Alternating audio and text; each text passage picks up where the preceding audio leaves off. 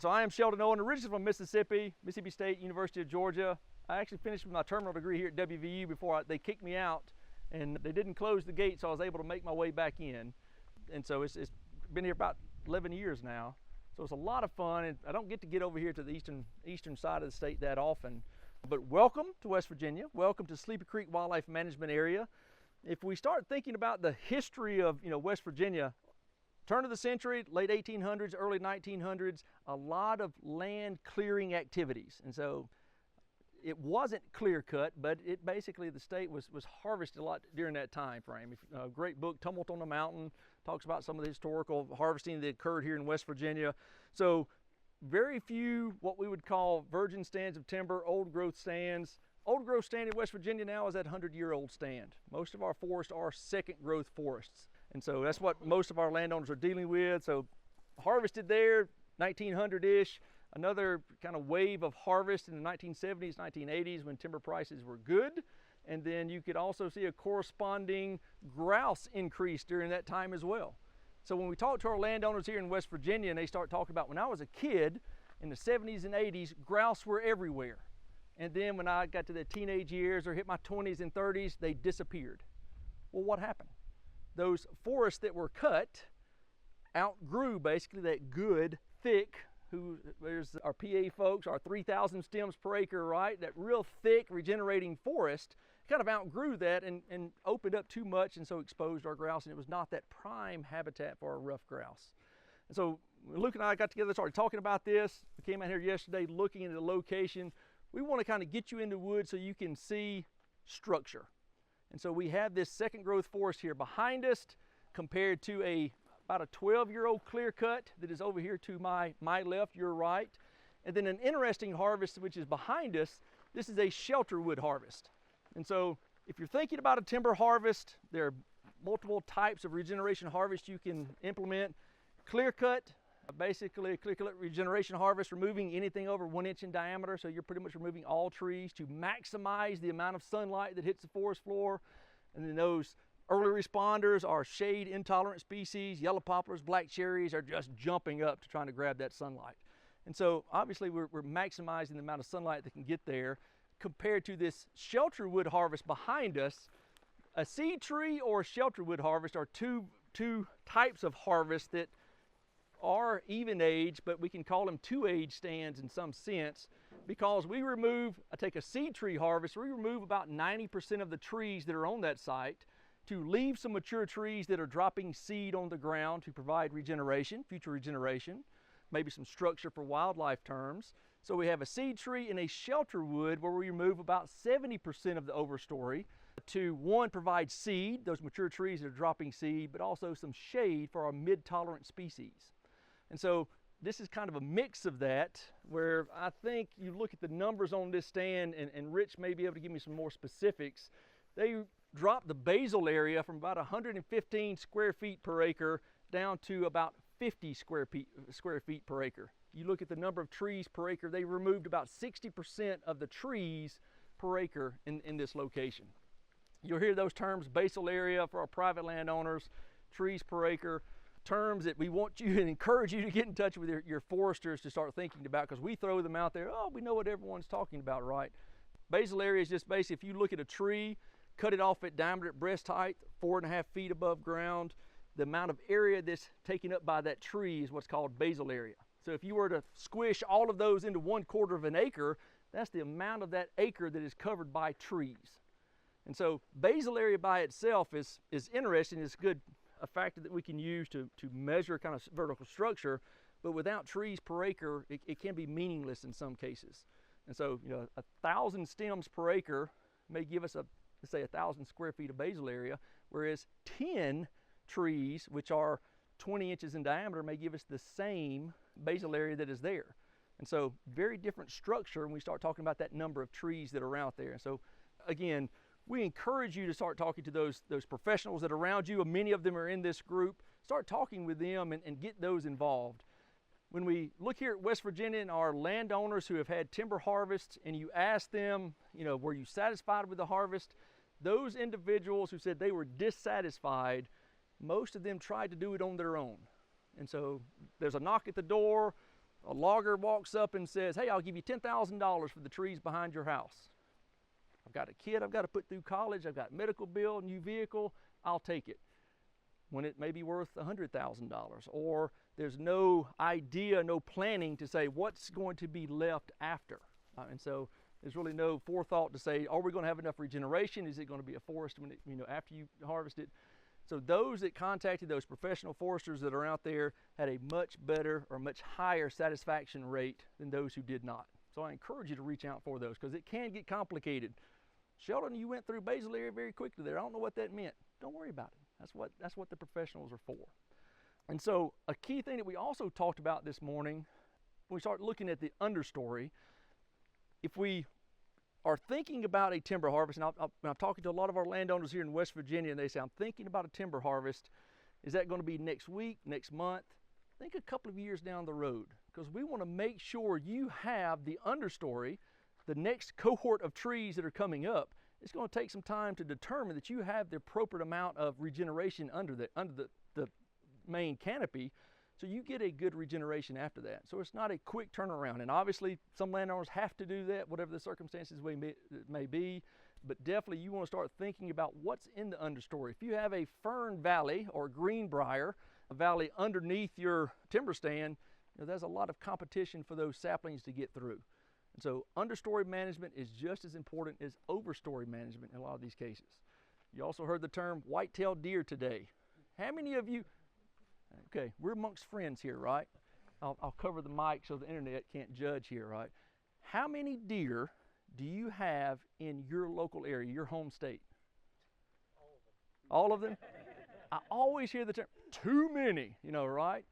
And in most cases, we do have too many. White-tailed deer are obviously having an impact on our forest. The species composition is there, regeneration that is there, deer have an impact. So you need to address the understory vegetation that is there, and you've got to address the deer in some way. When I start talking, we want to implement these NRCS practices, and you do that, we're going to go out with a tree planting, and you don't take account for the deer. In many cases, those fail because deer rubbing their antlers, they're feeding on it, blackberry coming along, knocking the tree tubes over. You've got to address those other issues. So it's a very complicated issue when you start talking about forest management. But you're not in it alone. There are professionals standing beside you who are there to help. So, thoughts, questions on that? Another topic, and this is another one of those cover your mic kind of things. We talked a lot about early successional vegetation and late successional vegetation today.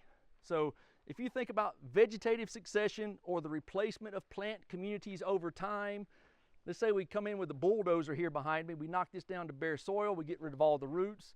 What's the first plant community that's going to respond? Weeds, right? Our annual grasses and forbs, and forbs are anything other than grasses and rushes and sedges. And so we're going to get those annual grasses and forbs. They're going to be replaced by our perennial grasses and forbs. Here, because of the amount of rainfall that we have in West Virginia, the mid-Atlantic states, Mother Nature's trying to take that vegetative community to a forest. So we go herbaceous, low-growing, grasses and forbs, woody species start to come in and start to dominate. Our brambles, our multiflora. We don't like to throw that in there, but yeah, absolutely. Start looking at black locust will be a common pioneering species that we see here, and then eventually moves into a forest. And so we throw the term early successional vegetation out there when we start talking after a clear cut. And so I'm guilty of it. I think we're misusing it in some cases. Early successional vegetation is that herbaceous vegetation. Yes, you're going to see herbaceous vegetation in the openings. Once we expose that seed bank, the seeds are thinking, I finally have a chance. But what is the dominant vegetation that is left after a clear cut? Woody. You cut down most of those trees, 1,000 saplings come to the funeral, and the first thing you see are all that woody vegetation coming back. So the dominant vegetation is a late successional vegetative community. And so when we call a clear cut early successional vegetation, we're not using that term correctly. It's still that mid succession or a young forest type of vegetation type. And it can be confusing because how many eastern meadowlarks do we have in a clear cut? That would be 0. Thank you, Rich Bailey. Just because of the vegetative structure that is out there. So they are an early successional vegetative species, and so they need those grasslands. And so just wanted to clear that up. Sorry, I was on soapbox there for a minute, but just make sure we're all kind of talking the same thing. These are young forest, sort of mid-successional type of vegetative structure that is out there. So it can get confusing in that way. Questions on that? Thoughts, quips, quotes, cliches?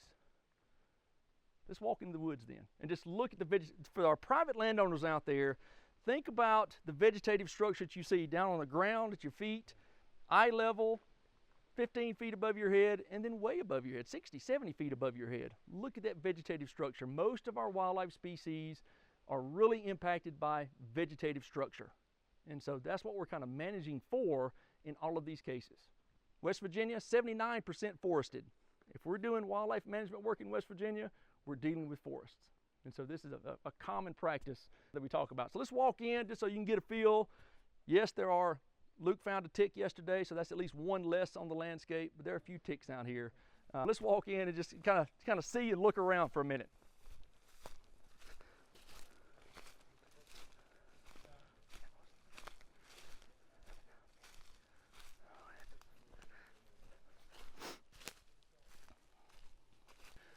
So where you're standing now, kind of look around and look at what's on the forest floor.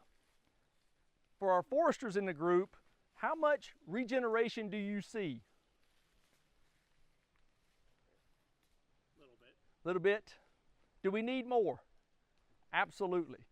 So if we're thinking, hey, I'm gonna own this 100 acres, whatever, I'm thinking about a timber harvest. Again, I've got a daughter who starts college in a month and a half. I got to come up with some money quick. So let's come in, logger knocks at my door, $10,000 for this stand of timber. What comes back? So that's the concern, that's what we need to start looking at, and that's why it's very important to get in touch with a professional to say, okay, if I do remove this overstory that is there now, what's going to be the next cohort of trees? What can it be? Is it going to be enough? Behind me is just a small opening. We've got one tree that is dead there. What's coming up in this small opening? Is that a lot? Is there more regeneration coming in there?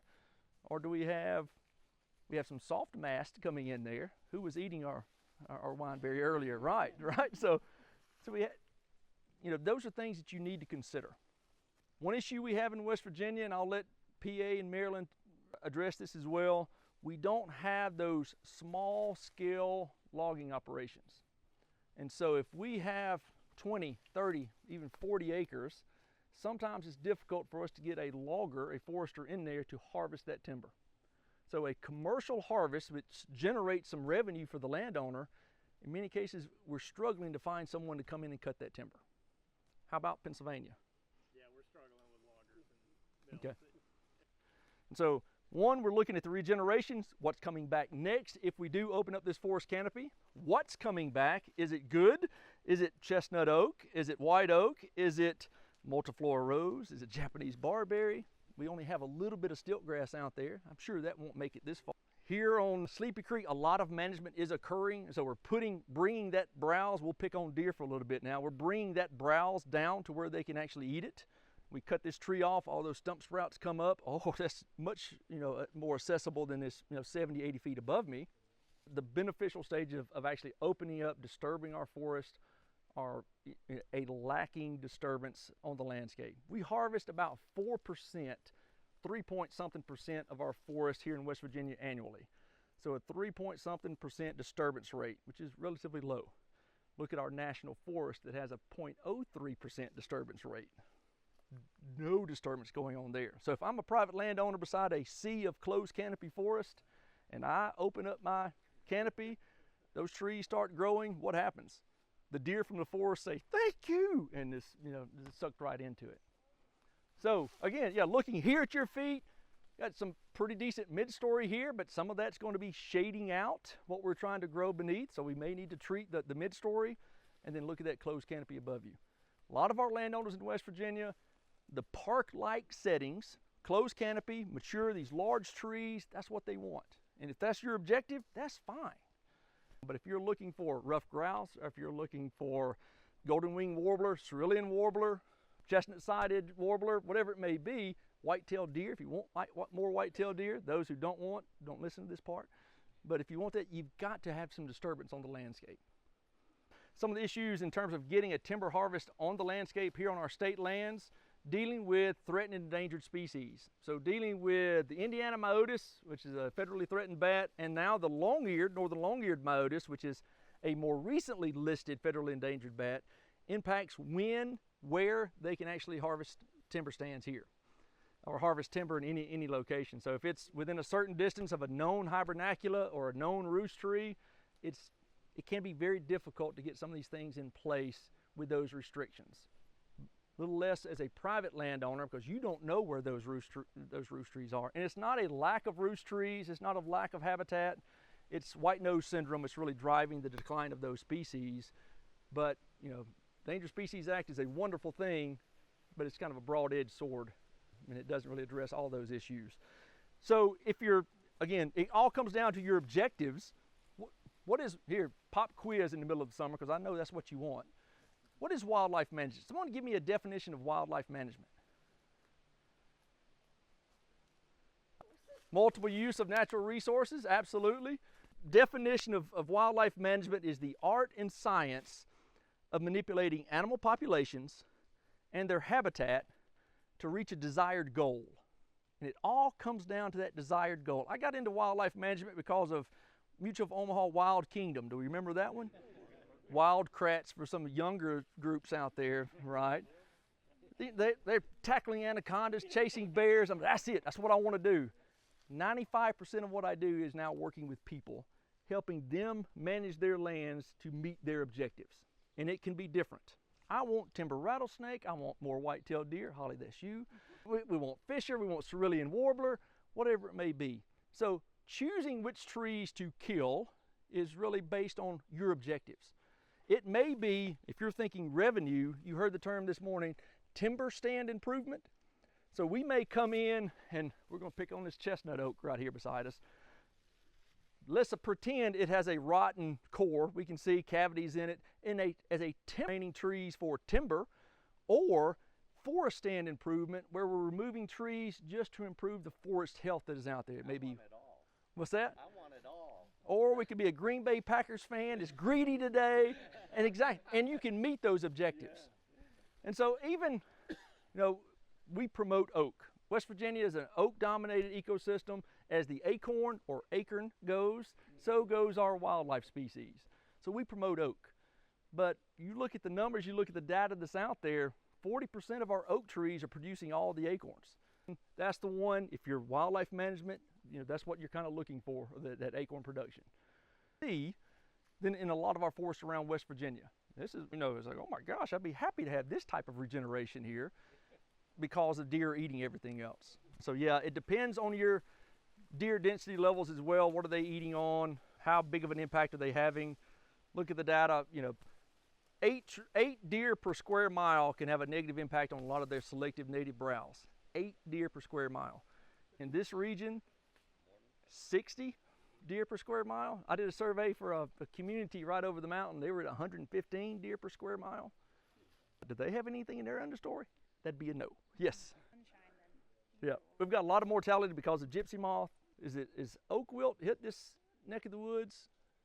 We had some issues. We have oak wilt. This is causing some opening of the forest canopy in a lot of our forests across West Virginia.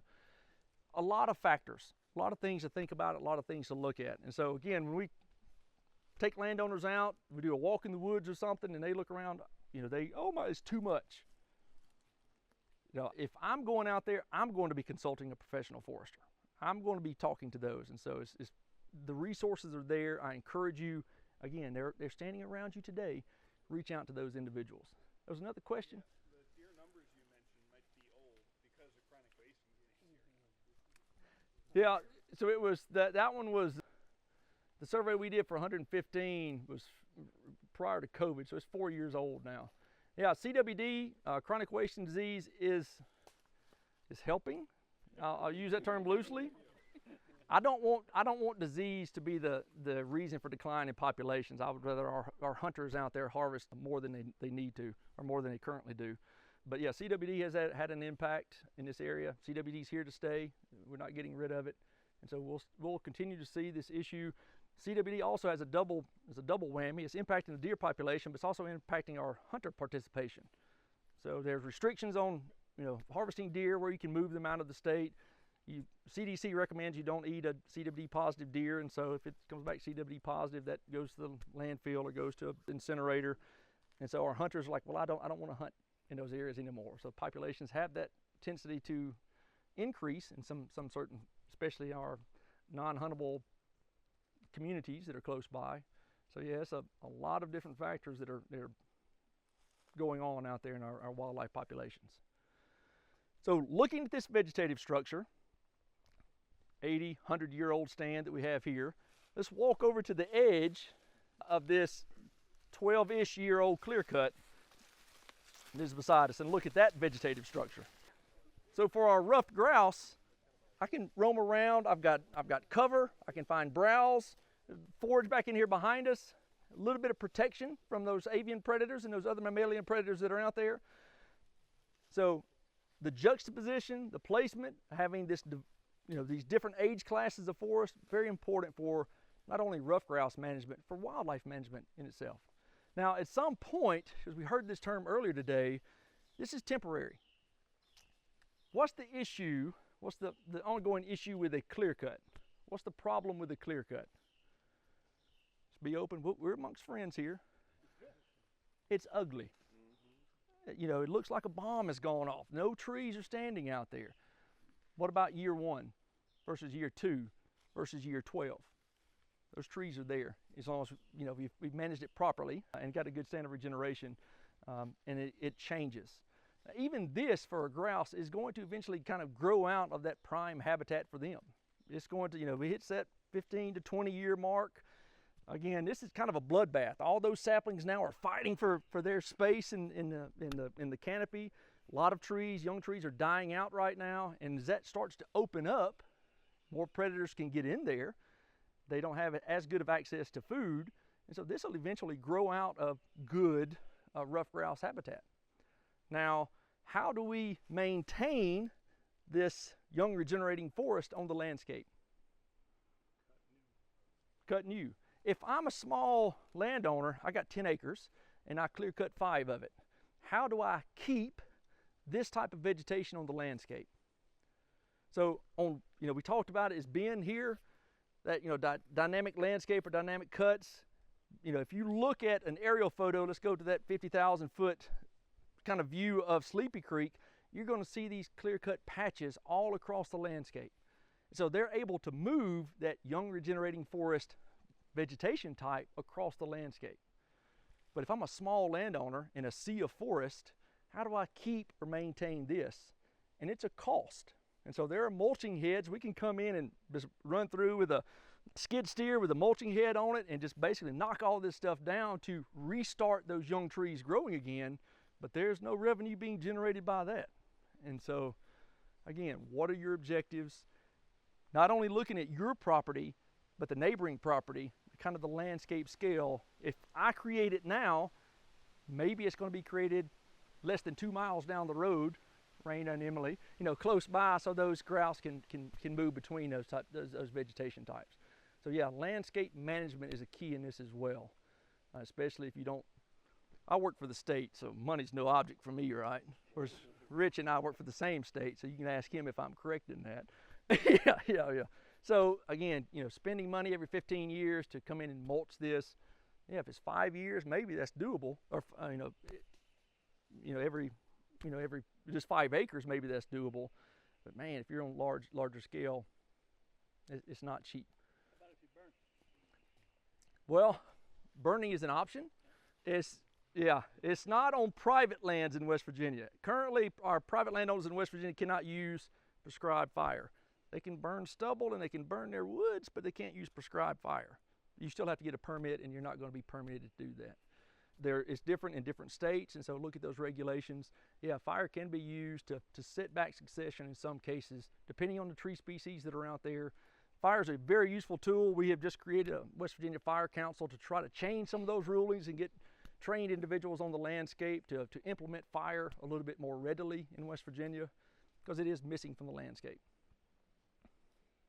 How do suburban landscapes fit in with all these wildlife issues? Very carefully. It's a different system. Yeah, we're going to have some of the same wildlife. Deer don't care if it's suburban, if it's your azaleas in your front yard, or if it's a pawpaw or maple out on the landscape. And so just because it's a different landscape, it's not a forest anymore in those urban landscapes. So it's kind of a different system.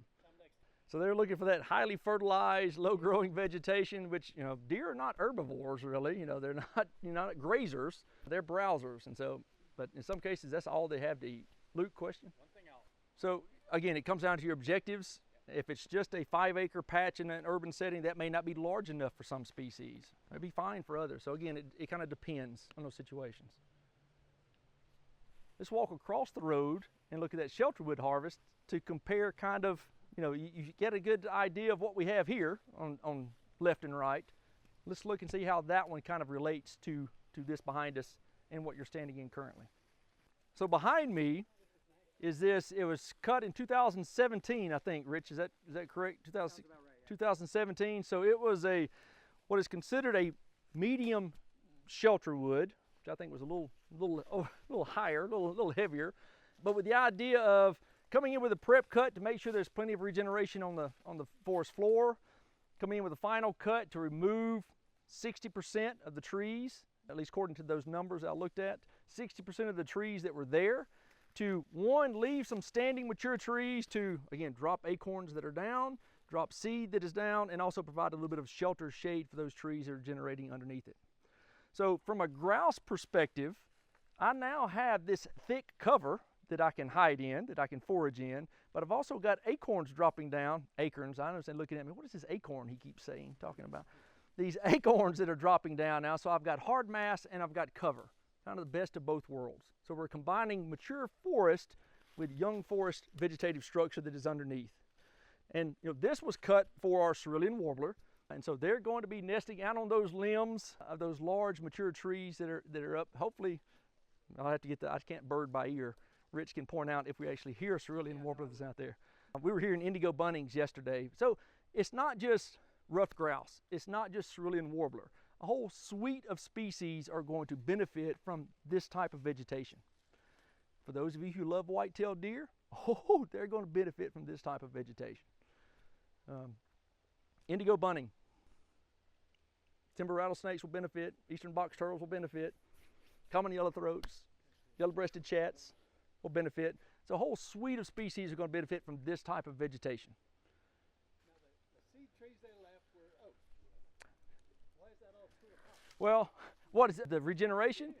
Because opening that up, again, you cut down one, 1,000 come to the funeral. But also, these are those shade-intolerant species that are saying, I finally got my chance. I'm jumping to get ahead of the oaks. I'm jumping to get ahead of those slower-growing trees that are out there. So the seeds were in the soil. Yep. Yep. You have to go back in and do additional treatments to make sure you're getting the regen that Yep. you want. Yep. And so, again, you're going into prep beforehand to make sure you have it. And then there's also going to be some treatment now. Okay, yellow poplar is taking over. That could be good depending on your objectives, but if I want oak, I've got to come in. Fire would be good to utilize in this situation. So that would be very beneficial to promote our oak species in this one. But yeah, well, this is state lands, and they can do a prescribed fire on state lands. State and federal lands is okay. Your private backyard, that's a big negative. And again, there's issues. Obviously, you've heard Jared talking today. He's been out on fires every day for the past 2 weeks. That's a concern. Wildfire. Yeah. And you're liable for that. Yeah. So, again, fire is a useful tool when used correctly. And we want to make sure those individuals are trained on the landscape, ready to implement that type of prescribed or controlled burn that's out there. And all of our invasives are going to tree of heaven, going to burn, multiflora rose. Yeah, and back to your original point of that aesthetic buffer, anytime a cut is proposed on state and federal land here in West Virginia, as soon as they say we're going to cut, the lawsuit follows to say, no, you're not. We don't want you to cut. And so it's difficult. And so a way to mitigate some of those the views, obviously the problem with the clear cut is it's ugly. To mitigate some of that is to leave these aesthetic buffers beside them. So as you're driving through, it still looks like a lot of trees, and now it's a green background. It kind of minimizes that negative perspective. So for the cutting and clear In terms of the trees themselves? Trees, yeah, I see a bunch of things around. So, leaving slash on the ground, again, it can serve as protection. Some of that slash is left to keep deer. Like me, deer are lazy. They're not going to crawl into a dead top or slash that's on the ground. So it's going to allow those saplings to get above deer brows before they can get to them. Now you don't want it to be so thick that the vegetation can't come up from it, but you're leaving some of the slash on the ground. Okay. Yep. All right. But in these, think of this type of harvest as a clear cut. You're removing everything except for those larger mature trees. Yeah. And so Even that's then you're a clear cut regeneration harvest is, hey, it's easy, right? Anything above 1 inch in diameter, it goes, it gets cut. Kind of easy to implement. I can't remember if maybe it was Rich talked about a cut that's still in use today that when used appropriately is okay, but many times it's misused, is what they call a diameter limit harvest. And so any tree over, let's say 12 inches in diameter at breast height, they harvest it. And so if you measure a tree and it's 12 inches, that one's cut. I just worked with a landowner a couple of months ago. Again, had a bad experience with their timber harvest because they had a diameter limit harvest, which is at the stump. So anything that was over 12 inches at the stump was cut. There's a difference in diameter at the stump and then at 4.5 feet off the ground. And so, they cut a lot more trees than they wanted to cut.